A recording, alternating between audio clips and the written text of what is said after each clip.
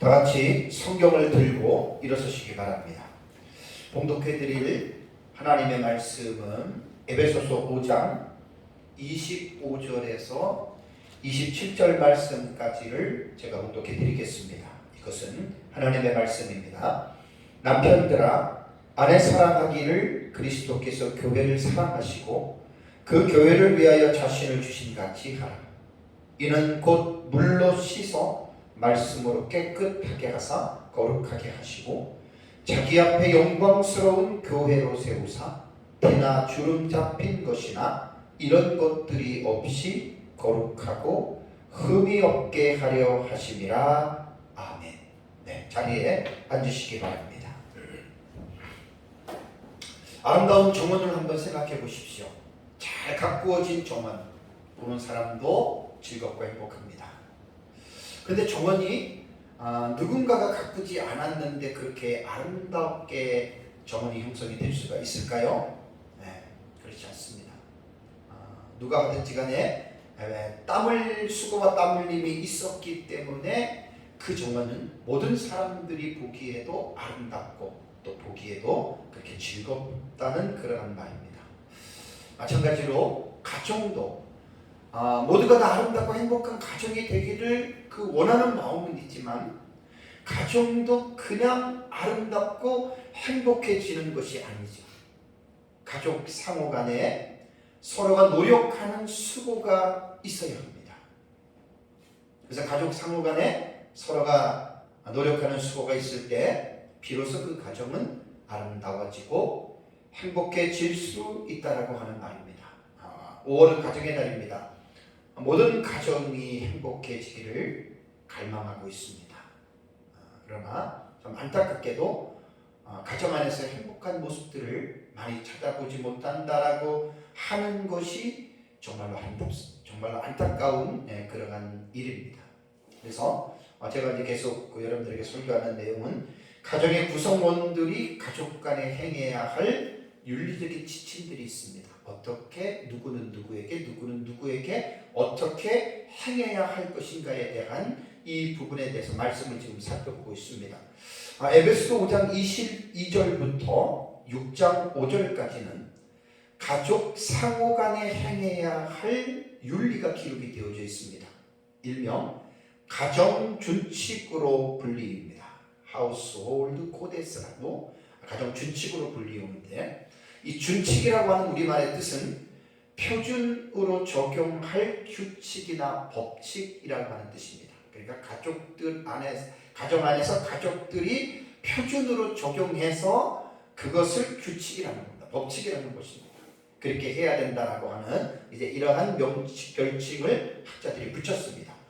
그래서 종교개혁자 마틴 루터도 이것을 하우스타펠이라고 불렀습니다. 이 하우스타펠이라고 하는 이 단어는 가정의 구성원들이 지켜야 할 규정으로서 가정의 규범 혹은 가정의 의무로 이렇게 번역이 될 수가 있습니다.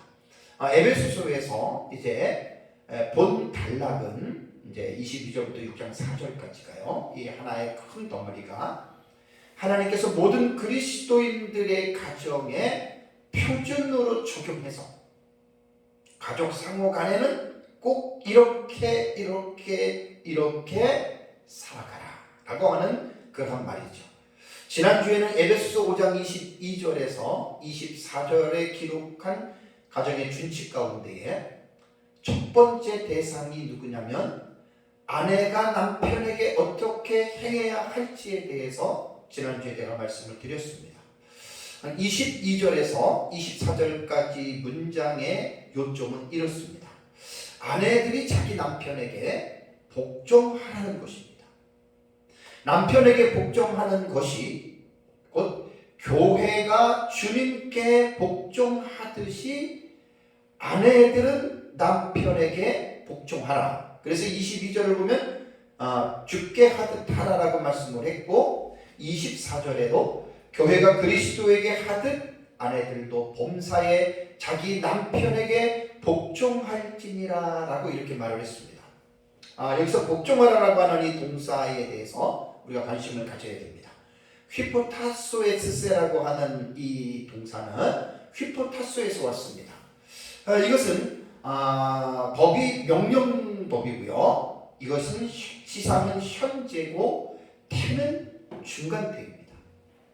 제가 헬라어에서 동사가 나오면 최소한 법을 먼저 봐야 되고 그 다음에 시제를 봐야 되고 그 다음에 태는 꼭 보셔야 됩니다.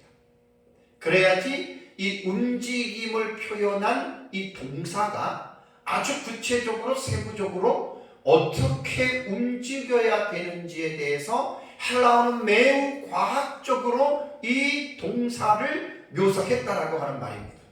그래서 헬라어에 동사를 분해하지 못하면 파생이라 그러죠. 동사를 깊이 있게 세밀하게 분해하지 못하면 이 동사가 우리에게 주고 있는 중요한 의미들을 놓치고 맙니다. 자, 중간태는 어떤 식으로 해석해야 된다 그랬죠? 중간태는요, 자기 자신을 위해서 하는 겁니다. 그 움직임의 동사가 중간태라고 하는 말은 뭐냐면 자기 자신을 위하여 하되 능동태로서 중간태라는 해석을 해야 됩니다. 그러니까 아내가 남편에게 복종할 때 스스로 하는 거예요. 자기 자신을 위해서 자발적으로 이렇게 복종하라는 것입니다.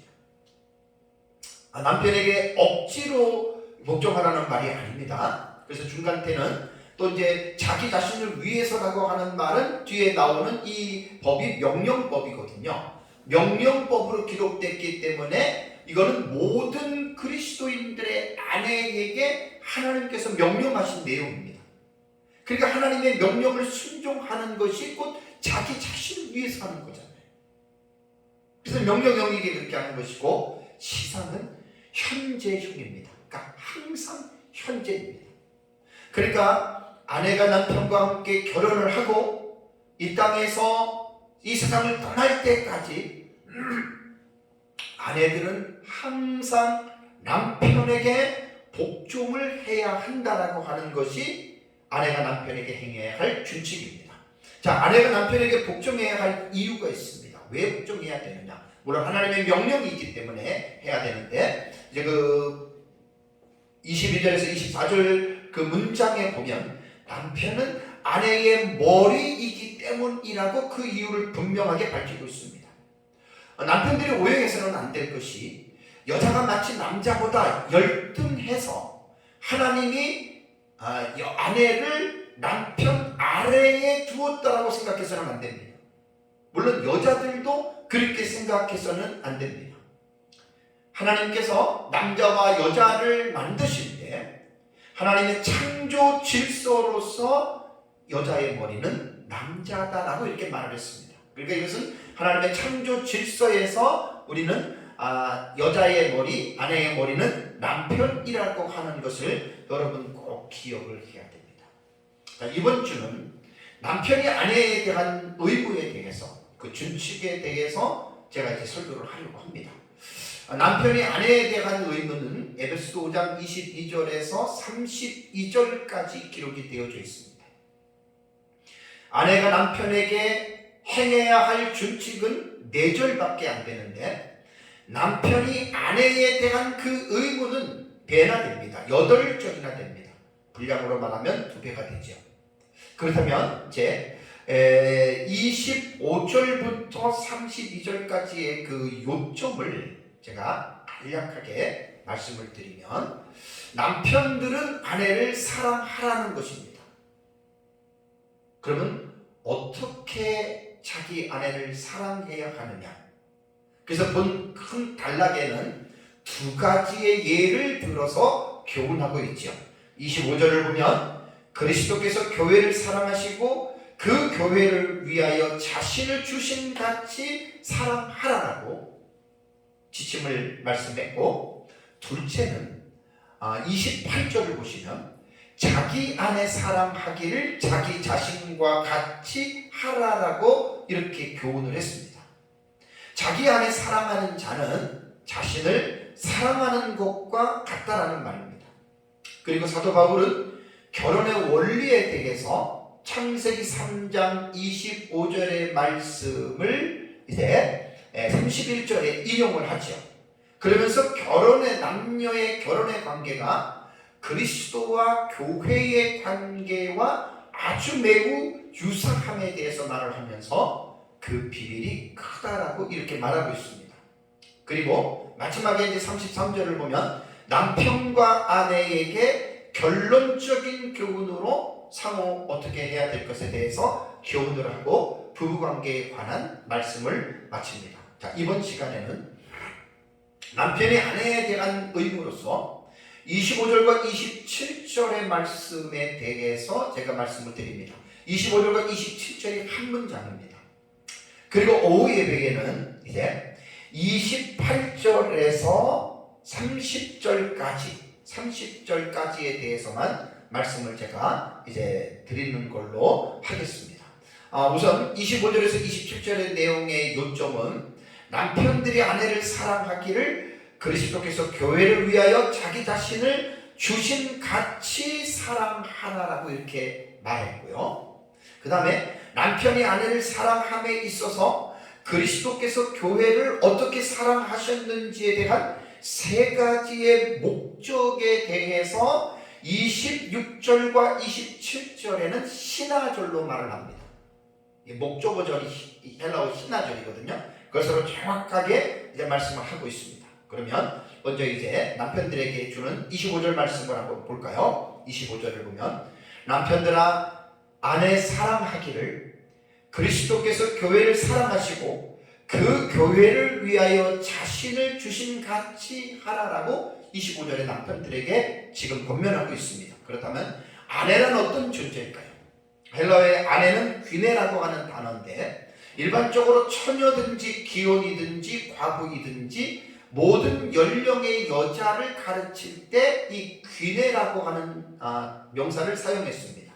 그러니까 본절에서는 결혼한 아내로 이 귀네를 우리가 해석을 하면 됩니다. 자, 아내에 대한 최초의 언급은 성경 어디에 나오죠? 창세기 2장에 나옵니다. 창세기 2장 24절을 보면 이러므로 남자가 부모를 떠나 그의 아내와 합하여라고 하는 아내라는 말이 처음 나오죠. 그리고 둘이 한 몸을 이룰지로다라고 하는 말이 나옵니다. 히브리어 아내라고 하는 이 단어는 이샤입니다. 이샤. 히브리어의 아내는 이샤거든요. 이샤 이렇게 됩니다. 이샤가 아내고 남자는 이시입니다. 이시. 그러니까 이시는 남자고 이샤는 히브리어로 여자라고 그래요. 그러니까 처음에 아내에 대한 이 말이 히브리어로 이샤가 나오는데 히브리어도 이 이샤를 여자라고도 부르고 부인이라고도 부르고 아내라고도 부르고 모든 여성을 이제 지칭할 때 이 이샤라고 하는 단어를 썼습니다. 여자의 기원은 창세기 21장과 23절에 기록이 되어져 있죠. 하나님이 아담을 먼저 창조하시고 아담을 깊이 잠들게 하심에 아담이 깊이 잠들었다.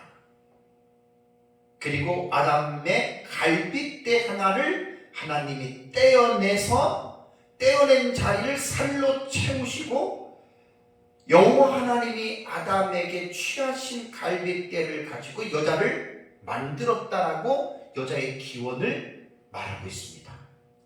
그리고 여자를 만든 그 여자를 아담에게로 이끌어 오시니 아담이 그 여자를 보고 이는 내 뼈 중에 뼈요 살 중에 살이라. 이것을 남자에게서 취하였은즉 여자라 부르리라. 이샤라고 이렇게 부른 것이 기원이 됐습니다. 여자인 하와는 남자인 아담을 돕기 위해서 하나님이 창조했다라고 2장 18절에 말합니다. 창세기 2장 18절을 보면 여호와 하나님이 이르시되 사람이 혼자 사는 것이 좋지 아니하니 내가 그를 위하여 돕는 배필을 지으리라 하시니라. 그러니까 하나님이 아담을 만들어 놓고 아담 혼자 있는 것이 보시기에 좋지 않아서 아담을 도와야 할 배필을 하나님이 지으시겠다라고 말을 했습니다. 이 돕는 배필이라고 하는 말은 에제르네게드라고 하는 단어인데 돕다라고 하는 이 에제르는 원조해준다, 돕는 자다 이런 뜻이고, 배필이라고 하는 네게드라고 하는 이 단어는 뭐뭐에 맞은 편에 혹은 맞서서라고 하는 뜻입니다. 그러니까 돕는 배필이라고 하는 말은 뭐냐면, 하와는 아담의 곁에서, 아담 앞에서 그 아담을 도와주는 자로서 하나님께서 여자를 만들었다는 말입니다. 여기서 이제 남자들이 오해하지 말아야 될 사실은, 여자는 남자만을 돕기 위해서 하나님이 만든 존재가 아닙니다. 사실 돕는다라고 하는 의미는 남편도 아내를 돕기 위해서 하나님이 결혼하게 하십니다. 왜냐하면 인간은 홀로 살 수 있는 존재가 아니기 때문에, 한 사람과 한 사람이 만난 이유는 서로가 서로를 돕기 위해서 만난 건데, 특별히 여자를 만들 때는 남자를 돕기 위해서 만들었다라고 하는 이 규정을 꼭 기억하고 남자들은 오해가 없어야 됩니다. 그래서 이제 하나님이 하와를 만들고 창세기 2장 24절을 보면은, 이러므로 남자가 부모를 떠나 그의 아내와 합하여 둘이 한 몸을 이룰지로다. 최초의 결혼이 시작이 된 거죠. 하나님이 만든 남자와 그 다음에 남자의 갈빗뼈에서 취한 여자를, 아담과 하와를 하나님께서 이제 혼인하게 하고 결혼하게 하는 것이 최초의 결혼이고, 그로 말미암아 인류는 자손으로 지금까지 이제 번성하게 되었고 계속해서 내려오고 있습니다. 지난주에 제가 설교를 할 때 오늘은 이제 남편에 관한 이제 교훈입니다. 남자 입장에서는 아내를 얻었다, 결혼했다는 말이잖아요. 아내를 얻은 자는 잠언 18장 22절에 복을 얻고 여호와께 은총을 받은 자라고 말을 하고 있습니다. 그러니까 우리가 하나님의 말씀을 볼 때는 아내가 어떠한 존재냐, 어떠한 상태냐, 아내가 어떤 다른 사람과 비교해서 월등하냐, 이런 걸 따지는 게 아닙니다. 그런 비교를 하는 게 아닙니다. 결혼을 했다면, 내 옆에 아내가 있다면 그것 자체만으로도 복을 얻었다. 그래서 바른 성경에는 아내를 얻은 자는 행복을 찾은 자라고 번역했는데 참 번역을 잘했어요. 남자가 혼자 있을 때 하고 결혼을 해서 아내가 옆에 있게 되면 행복을 찾은 겁니다. 우리 성경을 그대로 봐야 됩니다. 여기다가 어떤 이유를 붙이고 어떤 비교를 통해서 그렇게 되면 하나님의 말씀을 우리가 올바르게 이해를 할 수가 없습니다. 그래서 아내는 하나님이 남편에게 주신 복덩이다 라고 남자는 일반적으로 생각을 해야 됩니다. 다음에 생각해 볼 것이, 남편들아 아내를 어떻게 하라고 했습니까? 사랑하라 그랬습니다. 사랑하라. 우선 사랑이라고 하는 이 의미를 먼저 생각을 해야 됩니다. 여기서 동사 사랑하기를 이라고 하는 말은 아가페테라고 하는 동사인데, 이 아가파우에서 왔습니다. 아가파우는, 이 아가파우의 이것은 명령형이고 현재 능동태입니다. 그러니까 하나님께서 남편들에게 아내의 사랑하기를 라는 이런 말은 명령이기 때문에 모든 남편들은 일단 아내를 사랑해야 합니다. 현재형이기 때문에 계속적으로 사랑하라는 겁니다. 어느 한때만 사랑하고 그 다음엔 미워하는 것이 아니고, 내가 필요할 때만 사랑하고 필요하지 않을 때는 사랑하지 않는, 그게 아니라 현재형이기 때문에 계속적 용법으로서 계속해서 아내와 사는 날까지 아내를 사랑해야 된다. 이게 현재형이고, 능동태는 억지가 아닙니다. 자원하는 마음으로 자발적으로 아내를 사랑하는데, 여기서 말한 아가파우라고 하는 이 동사는 아가페 명사와 같은 어원입니다. 그러니까 희생적인 사랑입니다.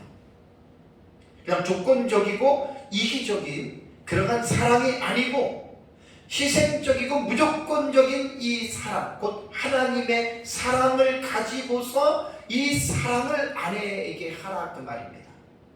이 세상에서의 사랑은 모두가 다 조건적인 사랑으로 give and take입니다. 뭔가 상대방이 내게 주었기 때문에 나도 그 사람을 사랑하죠. 그 사람에 뭔가 좋은 게 있으니까, 그러니까 나도 그 사람을 사랑하는 거예요. 이게 세상에서 말하는 사랑의 원리들입니다. 그런데 성경에서 교훈하는 아가페 사랑은 조건적인 사랑이 아니고 무조건적이면서 상대방을 위하여 자신을 희생하는, 이것이 바로 아가파오의 사랑이다라고 하는 것, 동사입니다. 기억하셔야 됩니다. 그래서 우리는 아내가 내게 잘해주니까 나도 아내에게 잘해줘야 되겠다, 이건 아주 유치한 생각입니다. 아내가 설사 나에게 잘못한다 하더라도 남편들은 그 아내를 위하여 희생적인 사랑을 하라는 거예요. 사실 지난주에 아내에 대한 이 말씀을 드릴 때 제가 말씀을 드렸습니다. 아내 입장에서 남편에게 행해야 할 준칙 가운데에 남편에게 복종하라는 것은 아주 간단한 문제입니다. 복잡한 게 아닙니다. 그러나 남편 입장에서 아내를 위해서 행해야 할 준칙은, 이건 정말 너무너무 어려운 말입니다. 그렇다면 본문에서는 사랑의 방법은 제가 조금 전에 말씀드린 대로 능동태에다가 현재형이니까 계속해서 결혼하고 사는 날까지, 둘이 이 세상을 떠날 때까지는 남편은 일방적으로 아내를 계속해서 사랑하라, 이게 명령입니다. 기분 좋은데 사랑하고 기분이 안 좋으면 미워하는 것이 아니라 그거랑 상관없습니다. 기분하고 감정하고는 상관이 없이 계속해서 아내를 사랑하라라고 하는 말이고요. 그렇다면 본문에서는 아내를 어떻게 사랑해야 하는가 구체적인 예를 들어서 설명하지요. 25절을 볼까요? 남편들은 아내 사랑하기를 어떻게? 그리스도께서 교회를 사랑하시고 교회를 위하여 자신을 주신 같이 아내를 사랑하라라고 하는 말입니다. 그러니까 모델을 보여주신 거예요.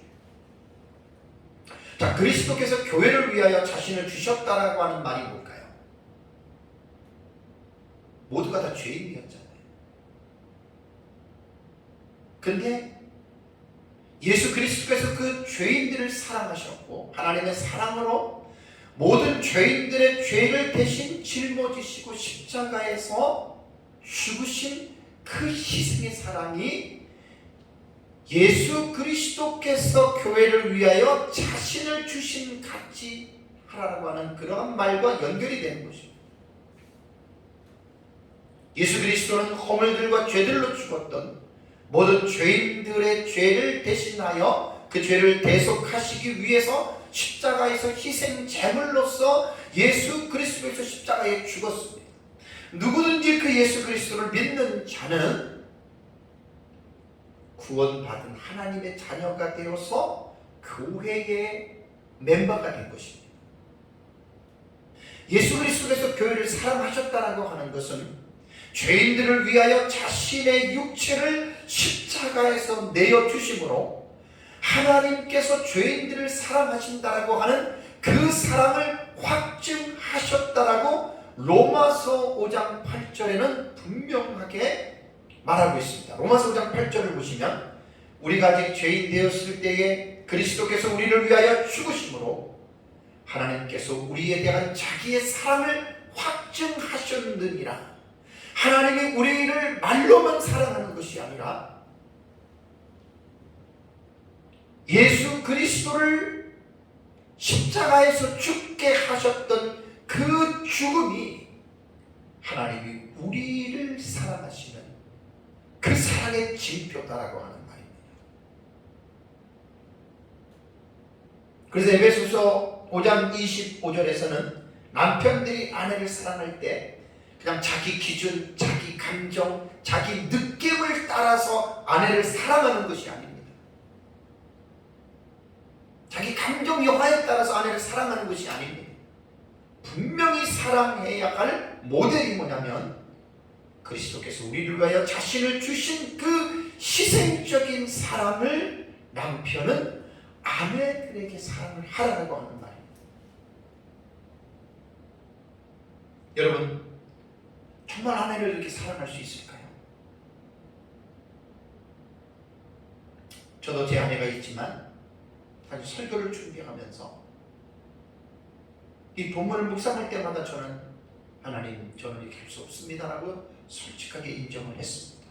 인간적으로는 도저히 감당할 수 없는 것입니다. 그러나 뒤에도 말씀드리겠지만 감당할 수 있는 방법이, 유일한 방법이 딱 하나 있습니다.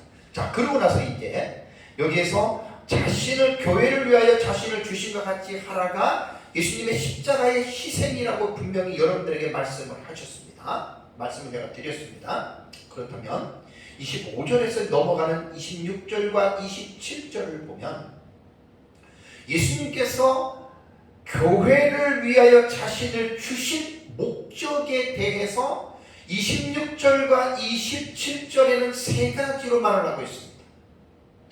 헬라어 원문에 보면은 희나로 나옵니다. 희나. 이게 희나거든요. 이 희나라고 하는 이 말은 종속 접속사예요. 희나는 종속 접속사로서 목적절을 이끄는데 헬라어 구문론에 사용이 되는 접속사입니다. 그러니까 희나 그러면 이는 뜻이 뭐냐면 이는 뭐뭐 하게 하려 하심이라 이런 뜻입니다. 그러니까 목적절이란 말이에요. 헬라 원문을 보면은 딱 세 가지로 딱딱딱 잘라줍니다. 26절에 시작할 때 희나로 시작이 됩니다. 이는 물로 씻어 말씀으로 깨끗하게 하사 거룩하게 하시고, 이것이 희나절 첫 번째 절이고, 두 번째가 27절에도 희나가 원문에는 들어갑니다. 이것도 희나 목적절이에요.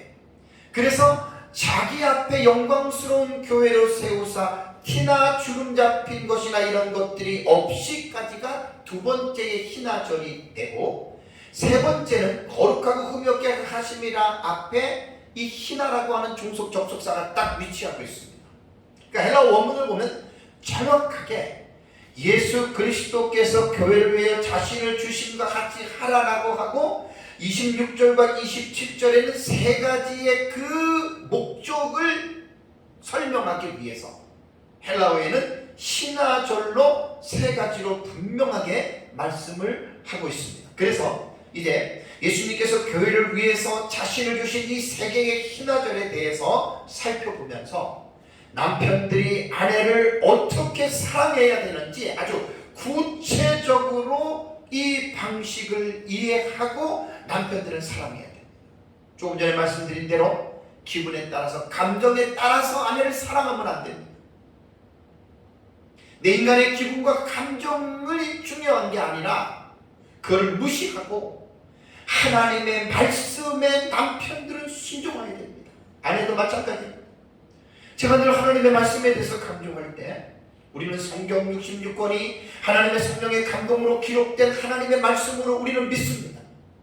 하나님의 말씀을 믿을 때 절대적으로 믿어야 됩니다. 상대적으로 말씀을 믿어서는 안 됩니다.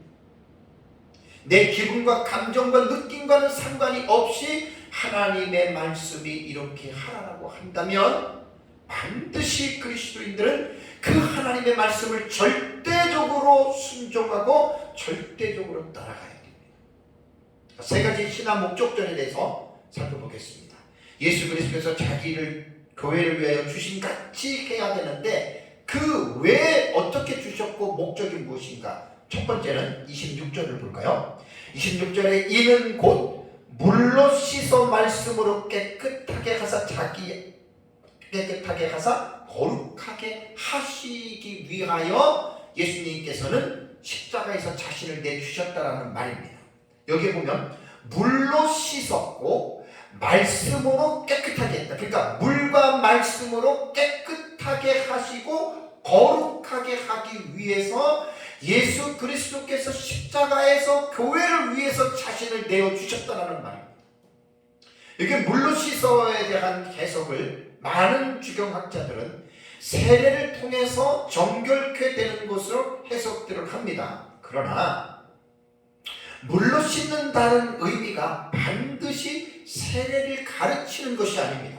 성경을 보면은 우선 고린도전서 6장 11절을 보면 너희 중에 이와 같은 자들이 있더니 주 예수 그리스도의 이름과 우리 하나님의 성령 안에서 씻음과 거룩함과 의롭다 하심을 받았느니라 라는 말이 나옵니다.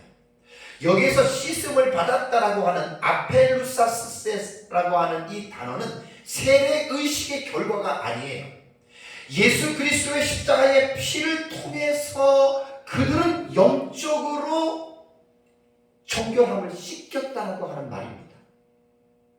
그리고 또 다른 본문 디도서 3장 5절에 보면은 이 물로 씻어라고 하는 말을 중생, 거듭남과 연결해서 사용했다라고 하는 것을 볼 수가 있습니다.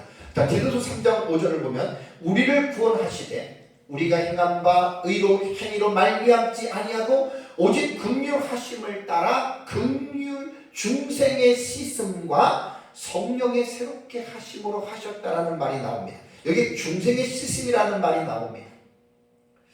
여기에도 중생의 씻음이라고 하는 루트로 팔링게네시아스라고 하는 이 단어의 의미는 세례의식을 말하는 게 아닙니다. 예수 그리스도의 십자가의 피로써 그 사람이 거듭나는 이제 정결케 되는 그 구속의 사건에 대해서 말을 하고 있다라고 하는 거예요. 그래서 다시 본문 26절을 보면 이런 것 물로 씻어를 꼭 세례로만 해석할 수 없다는 이야기예요. 그래서 예수님의 십자가의 피로 이것을 거듭나는 것으로 우리는 해석해야 되고 다음에 말씀으로라고 하는 말이 나오는 것은 그대로 하나님의 성경 말씀을 통해서 우리가 볼 수가 있는 것입니다. 예수님께서 자신을 내어주셨다라고 하는 이 말은 교회를 위해서 자신을 몸을 내어주셨습니다. 그러니까 죄인의 죄를 씻어서 정결하게 하는 것은 바로 예수 그리스도의 십자가의 피밖에 없고 또 하나는 성령의 역사와 하나님의 살아있는 항상 있는 말씀밖에는 없다라고 하는 것입니다. 예수님이 자신의 몸을 십자가에서 희생하시면서 교회를 깨끗하게 했습니다. 거룩하게 했다라고 하는 말입니다.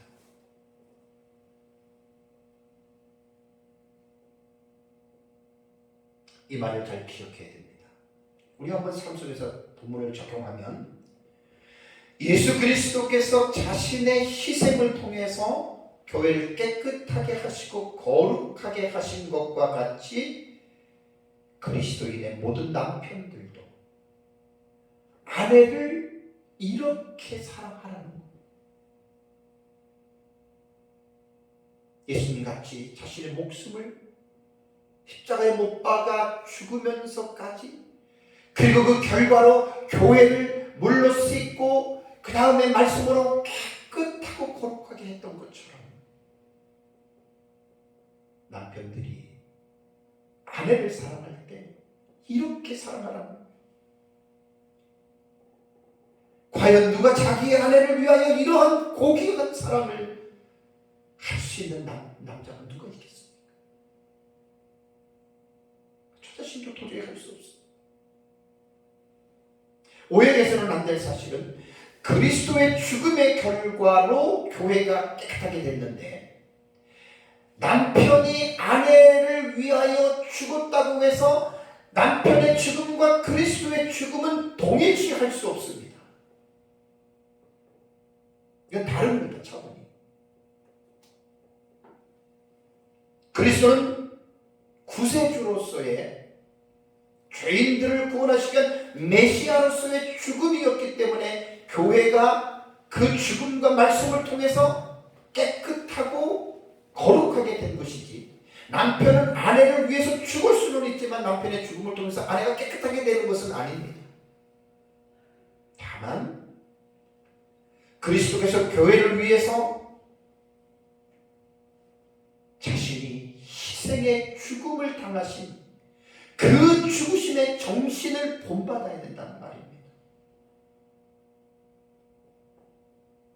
그래서 남편은 아내의 삶이 좀 더 깨끗하고 아내의 삶이 좀 더 거룩하게 삶을 살아가는 데에 도움을 줄 수 있는 그러한 자세를 가지고 아내를 사랑하라는 말입니다.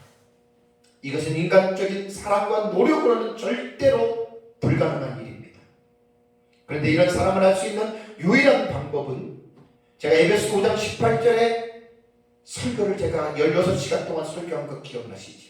장장 16시간을 에베소 5장 18절에 대한 연관된 말씀을 제가 설교를 했습니다. 왜 제가 에베소 5장 18절을 16시간이나 설교한 줄 아십니까? 거기에 해답이 들어있습니다.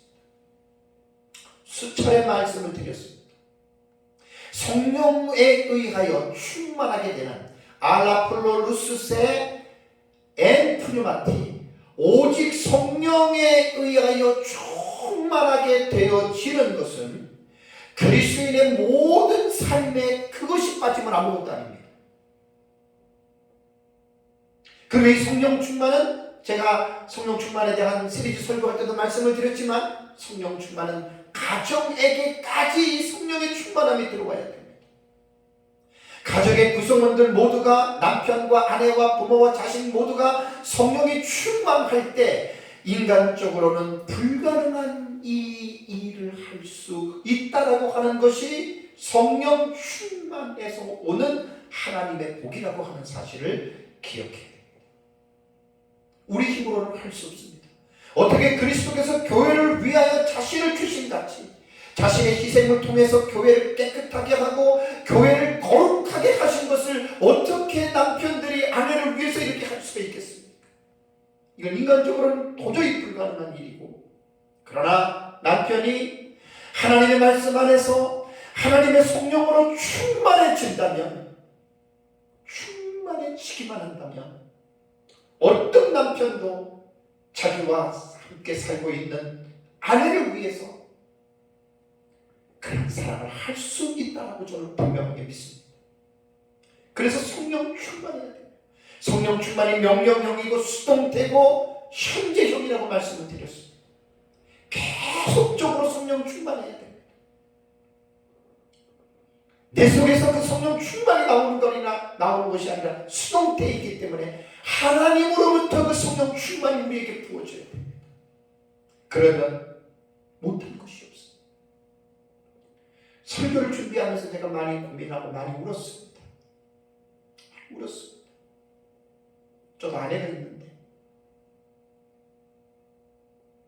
말씀의 본래의 의미를 깨닫고 나니까 34년 동안 아내와 살면서, 물론 순간순간 많이 저도 아내와 살면서 성화가 되고 도움이 되고 했지만, 이번에 이 말씀의 깊이를 깨달으면서 제 자신이 상당히 부끄러웠습니다. 성령이 충만하면 충만할 때는 가능합니다. 두 번째 신화절 목적절은 27절을 볼까요? 27절 전반부에 자기 앞에 영광스러운 교회로 세우사 티나 주름 잡힌 것이나 이런 것들이 없이라는 말이 나오죠. 이게 두 번째 신화절입니다. 목적절이라는 말입니다. 그리스도께서 교회를 위해 자신을 주신 그 목적이 뭐냐? 두 번째는 교회를 티나 주름이 없는 영광스러운 교회로 세우기 위해서 예수 그리스도께서 자신을 내어주셨다는 말입니다. 여기에 형용사 영광스러운이라고 하는 엔독소스라고 하는 이 단어는 훌륭하다, 영광스럽다, 혹은 찬란한 혹은 빛나는이라고 하는 의미가 담겨있는 단어입니다. 곧 예수 그리스도께서 자신의 몸인 교회를 영광스러운 교회로 예수님께서 세우시기 위하여 예수 그리스도께서는 자신을 십자가에 내어주셨다라고 하는 말입니다. 교회는 구원받은 성도들의 공동체입니다. 그리스도께서는 교회를 티나 주름 잡힌 것들이 없이 하게 해주신다는 말입니다. 여기 티라고 하는, 스필로라고 하는 이 단어는 결정 혹은 흠이라고 하는 단어입니다. 후리티스라고 하는 후리티스라고 하는 이 단어는 신약 성경에 딱 한 번 나오는데, 주름이라고 하는 말은 피부의 노화로 말미암아 생겨지는 피부의 잔잔한 금을 말하죠. 또는 헝겊이나 종이 따위에 생기는 구긴 살을 이제 주름이라고 하는데, 외관상 좋지는 않아요. 매끈한 것보다는. 자, 그리스도께서는 불완전하고 미완성된 자신의 몸된 교회를 티나 주름 잡힌 것이 하나도 없이 영광스러운 교회로 세워주시기 위하여 자기 자신을 십자가에 내어주셨다는 말입니다. 이 말씀을 보면서 예수님의 십자가의 죽으심이 단순한 죽으심이 아닙니다. 불완전한 교회, 미완성된 우리의 교회를 영광스러운 교회로 세우시기 위하여 예수 그리스도께서 죽으셨다는 것입니다. 신약 성경은 그리스도와 교회의 관계를 신랑과 신부로 묘사하고 있습니다. 그리스도께서 십자가에서 자기 피로 교회를 깨끗하게 씻겼습니다. 교회를 영광스러운 신부로 자기 앞에 세우시는 것을 지금 강조하고 있는 것이죠. 예수 그리스도는 교회를 정결하게 하신 후에 화려한 옷과 장신구로 치장하여 마지막에는 결국 모든 나라 앞과 우주 만물 앞에서 자신의 몸된 교회를 찬란하게 빛나는 당신의 영광스러운 신부로 예수 그리스도는 세운 것입니다. 그때는 얼룩이나 주름이나 좋지 않는 모습들이 전혀 없는 완벽한 신부로서, 교회로서 그리스도 앞에 서게 되는 것입니다. 이 두 번째의 목적 신화절을 적용을 좀 한번 해보려고 합니다. 남편들이 아내를 사랑하는 그 방법이 그리스도께서 교회를 세우시는데 티나 주름 잡힌 것이 없는 영광스러운 교회를 세우려고 하는 이러한 자세를 가지고 남편들이 아내를 사랑하라는 말입니다. 자기 방식대로 사랑하는 게 아닙니다. 자기 느낌대로 아내를 사랑하는 것이 아닙니다. 하나님의 말씀처럼 두 번째 신화절에서 우리에게 강조하고 있는 것처럼 제가 이 설교를 준비하면서 적용 부분에서 생각해봤습니다. 아내는, 남편도 그렇지만 아내도 부족하고 연약한 존재입니다.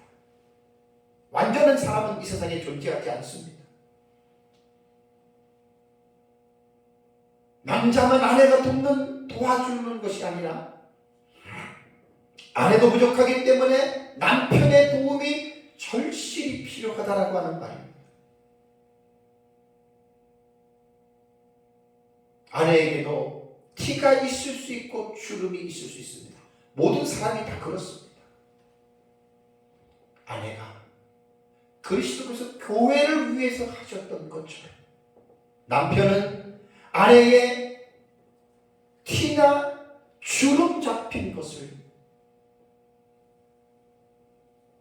풀어주는 역할을 해주는 것이 남편이 아내를 위해서 하는 일이라고 받아들여야 됩니다.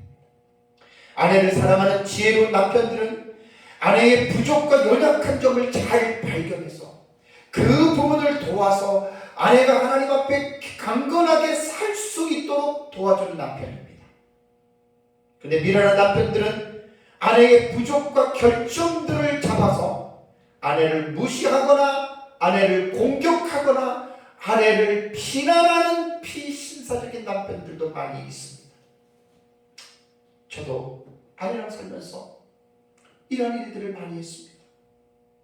지난날의 삶을 돌이켜보면 아내의 부족과 연약, 티와 주름을 내가 펴줄 생각을 하지 않고 오히려 그것을 가지고 아내를 비난하고 아내의 마음을 아프게 했던 그런 잘못을 저도 많이 저질렀습니다. 이번에 말씀을 제가 준비하면서 제 자신이 하나님 앞에 한없이 부끄러웠습니다. 34년의 인생을 같이 하나님의 복으로 살아가고 있는데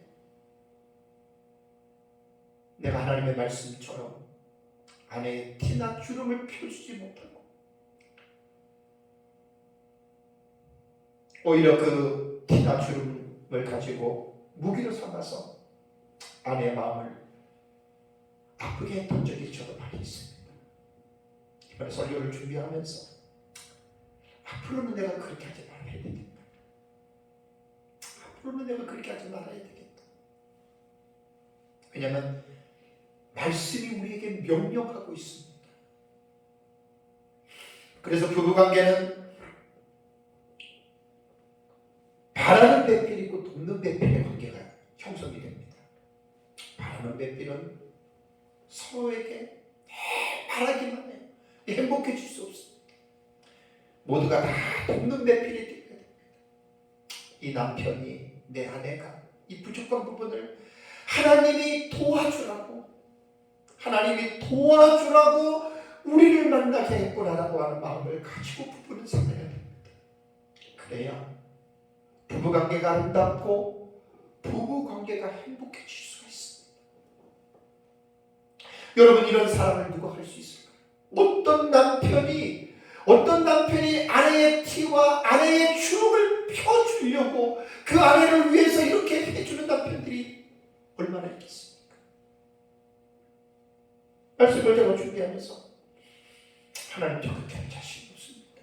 아내를 사랑하고 좋아는 하지만 그리스도께서 교회의 티나 주름을 펴서 자신 앞에 영광스러운 교회로 세우기 위하여 자신을 십자가에서 내어주신 그 사랑은 나는 할 수 없습니다. 그러면서 한 가지 소망은 에베소서 5장 18절의 말씀, 오직 성령에 의하여 충만하게 되라라고 하는 이 말씀을 잊지 않는다면 가정에 대한 준칙도 에베소서 5장 18절의 말씀에 의하여 직접적인 영향을 받는 본문으로서 우리는 에베소서 5장 18절을 가져가야 됩니다. 내 힘으로는 할 수 없지만 하나님의 성령에 의하여 충만해지면 우리도 아내의 티와 주름을 우리가 펴줄 수 있다고 하는 것.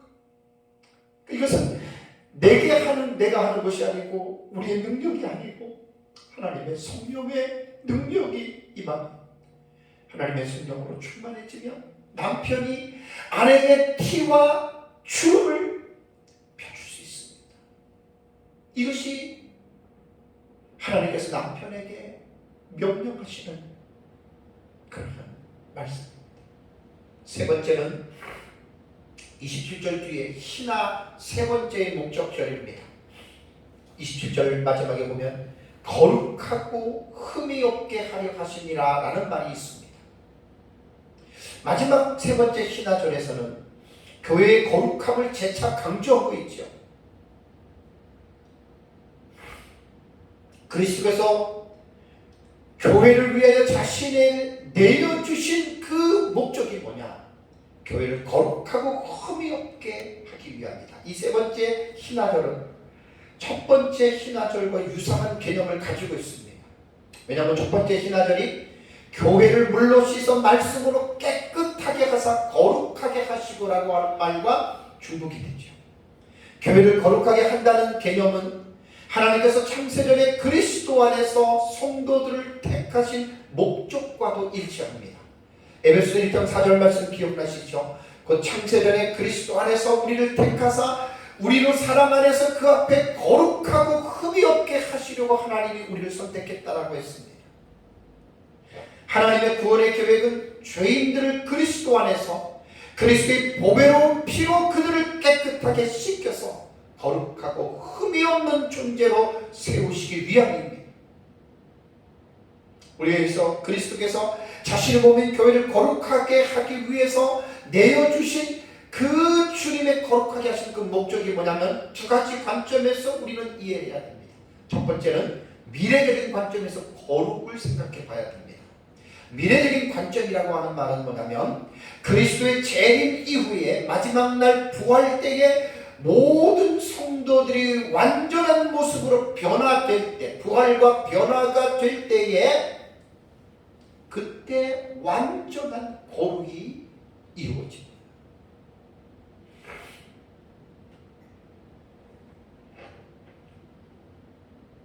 우리는 그리스도인들은 그날을 고대하면서 사는 것입니다.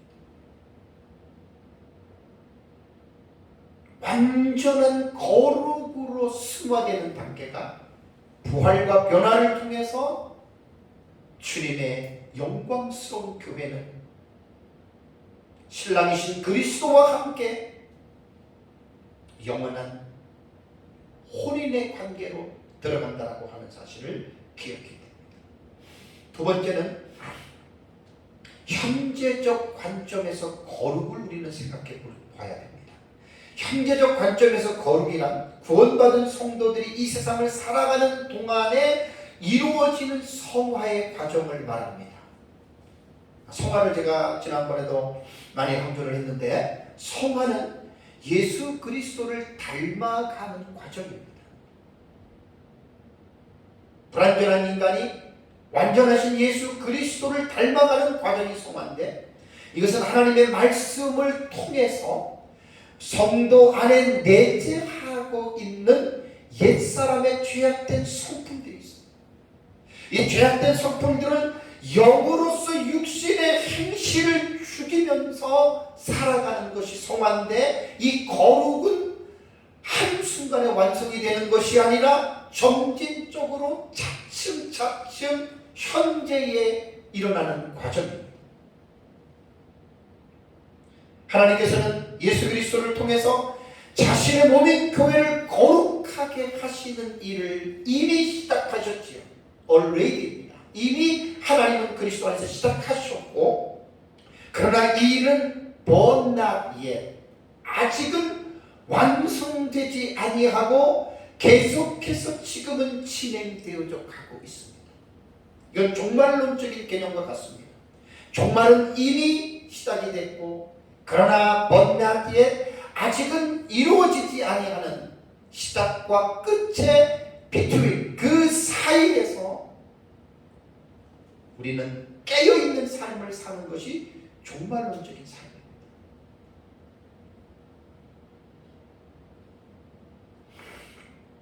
교회는 신랑 되시는 예수 그리스도의 재림을 갈망하는 주님의 공동체입니다.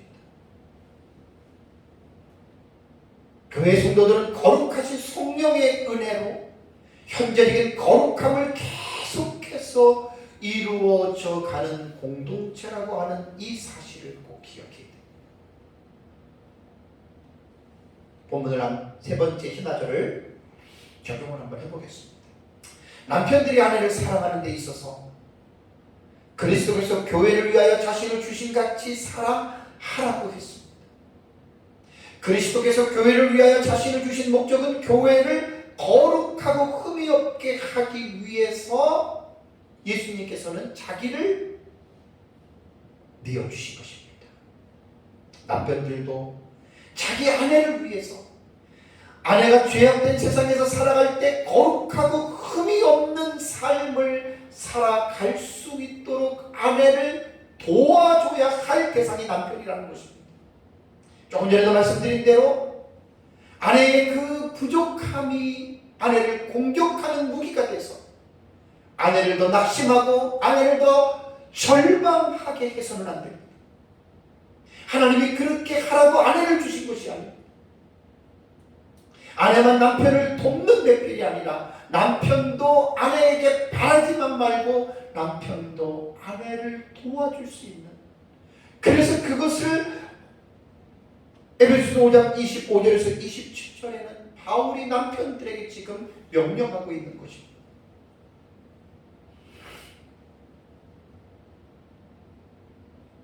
세 번째 신화절도 마찬가지입니다. 누가 이렇게 할 수 있겠는가? 예수님은 교회를 위해서 죽으셔서 그 죽으심에 대한 그 결과로서 교회가 거룩해지는 것은 맞지만, 남편이 아내를 위해서 죽었다고 아까 말씀드린 대로 예수님의 죽음과 동일시는 될 수 없습니다. 다만 그 예수님의 정신을 남편들은 본받아야 됩니다. 그래서 아내를 거룩하고 흠이 없게 살아가는 데에 남편이 서포트를 해주는, 도와줘야 되는, 이것이 진정으로 아내를 사랑한다라고 하는 것을 본문이 우리에게 교훈하고 있다고 하는 사실입니다. 이것은 인간의 힘으로는 죽었다 해도 안 됩니다. 인간은 부족해서 할 수 없습니다. 한 가지 확실한 것은 에베소서 5장 18절에 있는 오직 성령에 의하여 충만하게 될 때에는 가능합니다. 그래서 항상 성령에 의하여 충만해지는 삶을 살아가라고 에베소서 5장 18절은 우리에게 명령을 하신 것입니다. 사랑하는 성도 여러분, 가정의 행복을 위해서 가족들은 상호 지켜야 할 규칙들이 있습니다. 절대로 잊어버리면 안 됩니다. 그리고 가정의 규칙은 지난주에도 말씀을 드렸지만, 내 거는 빼놓고 상대방의 것만 가지고 상대방에게 요구하라고 하나님이 말씀을 주신 것이 아닙니다. 자기 것만 취해야 됩니다. 남편은 남편, 아내는 아내, 부모는 부모, 자녀는 자녀, 자기 것만 취하고 상대방에게 바라지 마십시오. 그리고 자기가 해야 할 그 의무만 성실하게 잘 감당하시면 가정은 행복해집니다. 오늘은 가장의 남편이 아내에게 어떻게 행해야 할 사실에 대해서 말씀을 제가 전했습니다. 남편들은 아내를 사랑하라고 교훈했는데, 그 사랑은 남편 기분과 감정대로 가는 사랑이 아니라 그리스도께서 교회를 사랑하신 것 같이, 그래서 자신을 주신 같이 아내를 사랑하라고 하는 말입니다. 교회가 부족하고 잘못된 모습이 있습니다. 불완전합니다, 우리가. 그럼에도 불구하고 그리스도께서는 그 교회를 부족과 허물과 연약이 있다고 해서 교회를 주님이 도외시하거나 교회를 버리시거나 그런 것이 아니라는 사실입니다. 부족해도 연약해도 그리스도는 그 사랑을 가지고 지금도 당신의 교회를, 우리들을 지금도 품어주고 용서하시고 우리를 함께 가고 있지 않습니까? 마찬가지입니다. 아내들도 사람이기 때문에 연약하고 부족하고 잘못할 수 있습니다. 허물이 있습니다. 그래서 남편들은 아내의 부족과 허물을 보지 말고 그것을 무기로 삼지 말고 단 한 가지의 이유입니다.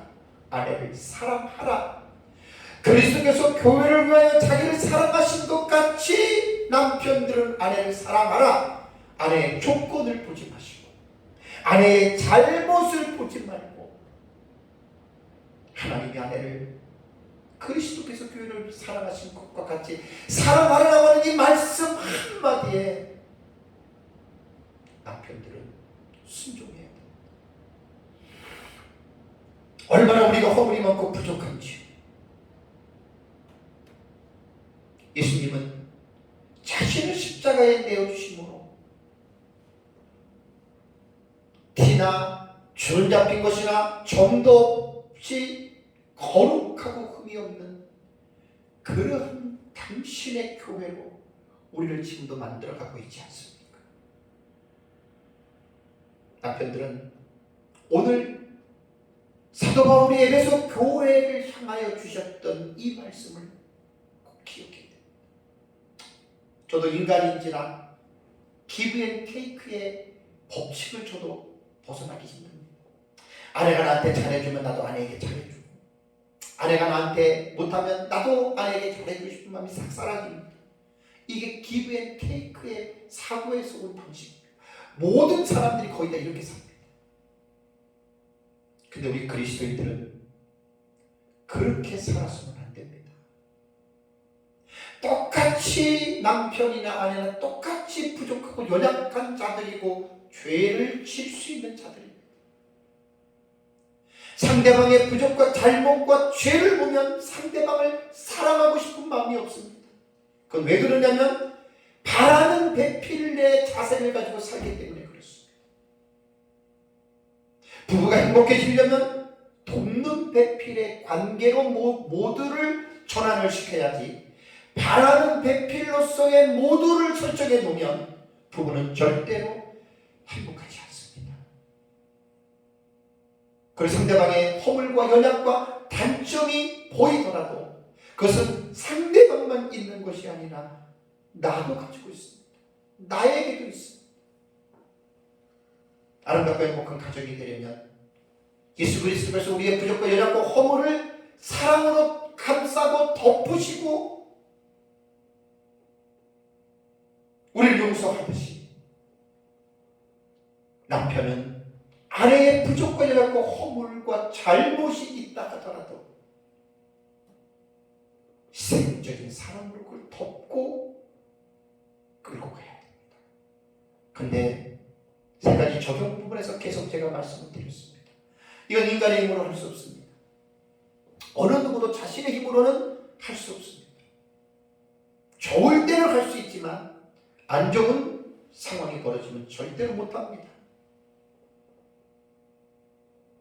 그래서 그것을 이길 수 있는 유일한 방법이 에베소 5장 18절 알라 플로리스세 엔 프리마티, 오직 성령에 의하여 충만하게 되어줘라. 현재형입니다. 계속적 용법입니다. 계속해서 성령으로 충만해지라는 것입니다. 수동 때이기 때문에 하나님에 의해서 충만함을 받아야 됩니다. 그러면 남편들은 아내를 그리스도께서 교회를 사랑하신 것과 같이 아내를 사랑할 수 있습니다. 제가 이번에 설교를 준비하면서 한 주 내내 준비하면서 은혜를 받고 오늘 아침에 마지막에 설교 원고를 다 정리하면서 하수영의 아내에게 바치는 노래를 제가 오늘 2번 들었습니다. 설교를 마무리 다 하면서 젖은 손이 애처로워 살며시 잡아본 순간 거칠어진 손마디가 너무나도 안타까웠어. 처음에 부부 생활을 결혼한 사람들이야 뭘 알겠습니까? 저처럼 한 30년이 넘어 34년을 제가 아내랑 결혼 생활을 하는데 30년을 넘게 살아가다 보면 젊을 때의 아내의 그 예쁜 피부가 이제 거칠어지기 시작하잖아요. 시린 손끝에 뜨거운 정성, 고이 접어 다져온 이해, 여미 농깃에 스미는 바람, 땀방울로 씻어온 나날들. 아내는 남편과 함께 그렇게 살았습니다. 땀방울 흘리면서 살았습니다. 그러면서 마지막 고백이 나는 다시 태어나도 당신만을 사랑하리라. 한없이 울었습니다. 제 아내가 밥 먹으라고 제 소재에는 이렇게 가려져 있어요. 제가 막 엉엉 울고 싶었는데 이렇게 많이 울었습니다. 나는 다시 태어나도 당신만을 사랑하리라. 일반 노래를 부르면서 그렇게 운 적은 또 거의 없었던 것 같아요. 2절에도 가사가 마음에 와닿습니다. 미운 투정 고운 투정 말없이 웃어넘기고 거울처럼 마주보며 살아온 꿈같은 세월, 가는 세월에 고운 얼굴은 잔주름이 하나 둘 늘어도 내가 아니면 누가 살피랴. 나 하나만 믿어본 당신. 눈물이 너무 많이 났습니다. 내가 아니면 누가 살피랴. 나 하나만 믿어오면서 살아왔던 그 아내를 내가 아니면 누가 살피겠는가. 노래를 들으면서 많이 울었습니다. 그리고 나는 다시 태어나도 당신을 사랑하리라. 여러분, 모든 남편들이 동일합니다. 아내를 다른 아내와 비교해서도 안 되고, 아내를 어떤 조건에 따라서 아내가 좋은 조건이 있기 때문에 나는 당신을 사랑한다라고 말을 해서는 안 됩니다. 조건이 어떻든 상황이 어떻든 그게 중요한 것이 아니라 하나님이 나에게 아내를 주셨다면, 내가 하나님의 은혜 안에서 아내랑 결혼을 했다면 남편은 여호와께 복을 받은 자고 은총을 받은 자이기 때문에 아내가 있다라고 하는 그 한 가지의 사실로 인하여서 남편은 아내를 사랑해야 됩니다. 아내가 나에게 잘해주든 못해주든 그게 중요한 게 아니고, 아내가 나에게 바가지를 긁든 나에게 잘못을 하든 아내가 무슨 죄를 지었든 간에 남편은 그리스도께서 교회를 위하여 자신을 주심과 같이 남편은 아내를 사랑해야 된다. 이것이 하나님이 오늘 우리에게 주신 명령입니다. 모든 남편들은 조건을 따지지 말고, 아내의 모습을 보지 말고, 하나님의 말씀을 두렵고 떨림으로 이 말씀을 잘 받아들여서 내게 주신 하나님의 행복을 발견하게 된 그 아내를, 젊을 때 취한 아내를 사는 날까지 행복하게, 또 남편으로서의 이러한 의무들을, 준칙들을 잘 감당하면서 살아가시기를 주님의 이름으로 축복합니다. 다 같이 함께 기도하겠습니다.